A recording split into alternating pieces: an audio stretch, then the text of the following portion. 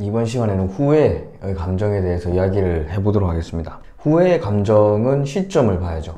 현재, 과거, 미래 이렇게 있을 때 현재에서 과거로 날아갑니다. 과거에 내가 그랬지 않았더라면 이라는 가정을 하고 현재 다시를 만들어냅니다. 이 현재 다시와 현재를 비교하면서 생기는 감정이 바로 후회의 감정입니다. 되게 부정적인 감정이죠. 그렇죠. 많은 사람들이 어떻게 살 것인가에 대한 목표를 이 후회하지 않는 삶, 후회하지 않을 삶을 목표로 삼고 있습니다. 이처럼 후회라는 감정은 많은 사람들에게 부정적인 것으로 인식되고 있죠. 조금만 더 나아가서 보면 사실 부정적인 감정이라고 해서 부정적인 것은 아니거든요. 이 두 개는 차이가 있는 겁니다. 후회가 얼마나 중요한 가치인지 다른 방식으로 제가 설명을 해볼게요. 뇌의 전두엽에 위치한 안오아 전두 피질이 있습니다. 이곳이 고장나게 되면 사람이 후회를 할 수가 없습니다. 후회를 할 줄 모르게 되죠. 동시에 굉장히 폭력성을 띠기도 하고요.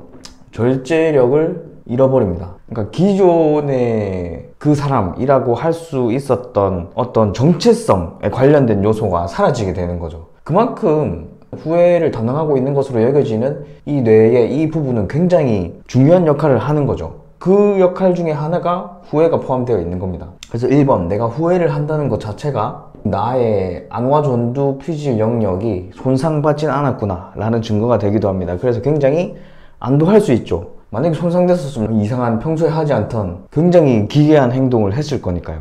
그래서 후회를 한다는 것 자체는 일단 생물학적으로는 굉장히 다행스럽다라는 것이고, 그 다음에 후회의 긍정적인 역할이 있습니다. 실험들을 찾아보면 한 집단에 퀴즈를 냈고, 퀴즈를 그냥 내고 한번 풀어보세요 했고, 그 다음에는 어떻게 했으면 더 잘할 수 있었을까, 후회를 한 뒤에 퀴즈를 풀어보세요 이렇게 했어요. 2번의 실험을 했습니다.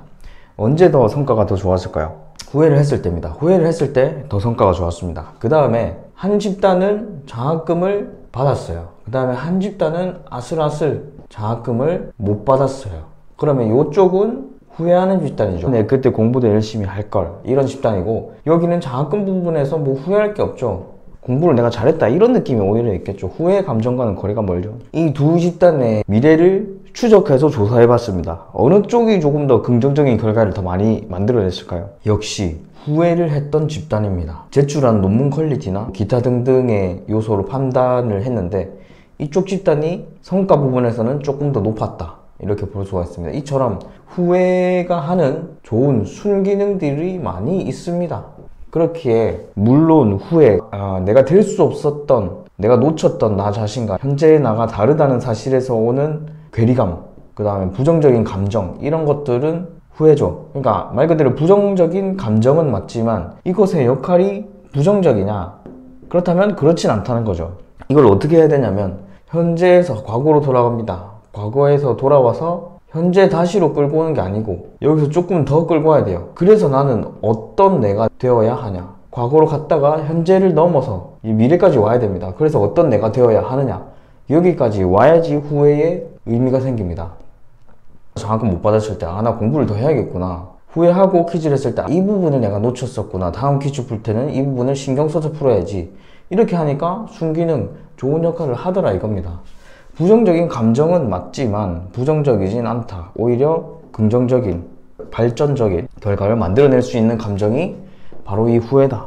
그리고 내가 후회를 하지 않는 삶을 산다는 것은 그거는 오히려 좀 문제가 있을 수 있다. 심각한 뇌의 결함이 있을 수 있는 상태다. 그래서 결론, 후회는 나쁘지 않다, 해도 된다. 근데 좋은 방향으로, 어떤 내가 되어야 하는가, 좀 생산적인 방향으로 충분히 긍정적으로 발전적으로 쓸 수 있다. 이렇게 정리할 수 있겠습니다.